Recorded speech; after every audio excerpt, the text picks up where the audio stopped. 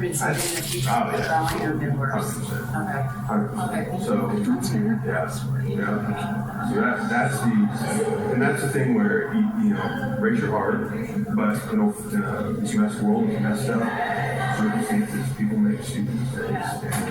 And he made a very bad one. And we pray that God gets hold of it. There's actually a lot of really great testimonies come out of Bristol. That's true. I mean, it's one way or the other. They get worse, or you know, that it's just that in between. The in between for when, like, did you even know that when I found out 2 hours before it was on Facebook. Of the arrest. Of the arrest. Yeah. So you didn't. So when you would have seen him in the church in those 6 weeks, because he did come a few times. Probably his parents were like, "Get arrested." Yeah, 100%. Yeah. But that was a big deal. Like how you know. He's never left alone from what I understood. Right. So, and again, like, you can question, okay, should he have been in church? Well, listen, if you're a parent and your kid, where's the one place you want? That's what I mean. That's why I thought. It's like, but they didn't. I think he was with his grandpa the whole time, so his grandpa stayed with him. Like never. But again, we didn't know. Sure. We didn't know, and I found out. And all the pastors found out kind The of same day. Yeah. Yeah, I'm so sorry. Yeah, Hey, thanks. I appreciate that time. Yeah, absolutely. Yeah, thank you for your time. Yeah. Talking out there, because that was going to be one of my questions. Okay. So you're big about church being into politics, and you're bringing some politics into your church too in some of your sermons. Sure. If you could give us any comment on what's going on within your church. And I know you're not commenting necessarily to reporters, but if you can you speak to that, just like what's 100%. So what you're referring to is the son of our lead pastor, 24 years old, his name's Jonathan Peter, now got arrested for child sexual exploitation material on his phone. Right? He wasn't really connected to my church, my campus. I hadn't seen him for about a year. It's heartbreaking for my friend Nathan. Nathan's my friend, the father of Jonathan. Jonathan, rightly so, got sentenced, and he's in jail now. He shouldn't be. I'm hoping, he was a wayward kid, like I was saying out there. I'm hoping that jail, rock bottom, the Lord gets hold of his life, right? That's my prayer for him, because he was going down a path that ultimately, had this not happened, who knows what would have happened. So, yeah, it was horrible, it was wicked, it was something that, you never want to see.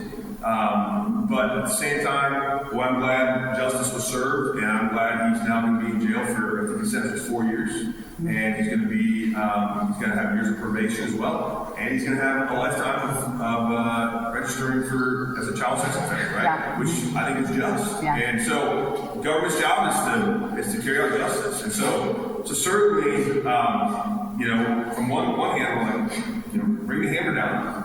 And then how can we care for my friend Nathan and his family, right? Because as much as they even were saying he deserves what he gets, it's their son. Even though he's an adult, makes his own decisions.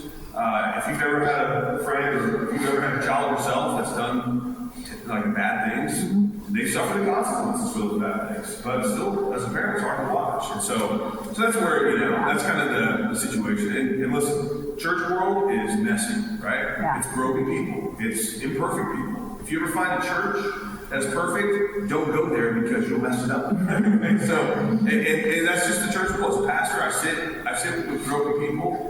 I am a broken person. I found Christ, just as Christ finds many people here, right? And we all search for that. And so that's that's really what's been going on. And I think through it all, we've grown. I think we've certainly gotten tighter as a community. Those that have said, hey, we want to walk with you through this. And there are people that have left our church over it, which is. And Nathan's on like a reprieve. He got a sabbatical just for healing. Right. Just. I mean, it wasn't just for healing. It was kind of because of stuff that came up about him, which he shared. I'm just wondering. It wasn't a punishment, because even the national office said, no, he didn't do anything wrong. Like Nathan and Christina didn't do anything wrong, but they said, hey, he does need to get a awareness about it, because this messes with you as a parent, right? And it wasn't about Jonathan. It was about the videos of him and his wife having sex. He did not have sex videos. Something like that. He did not have that. Oh, okay. So that was the story. That was what we reported. Okay. That's not what actually happened. So, okay. So it was not what. Okay. No, and again, that's why the national office was the Assemblies of God is the district for when I say national office. Assemblies of God is national, The national, that's the denomination we're part of. Right, yeah. And so they looked at it and said, hey, listen, there's nothing, you didn't do anything wrong here, but you do need to go away for a They second. looked at the videos too, and so they like looked through the evidence that they had, or no? Yeah. Yeah, okay, sorry, I misunderstood you. Would you be willing to speak to any news outlets like you did right here so thoughtfully?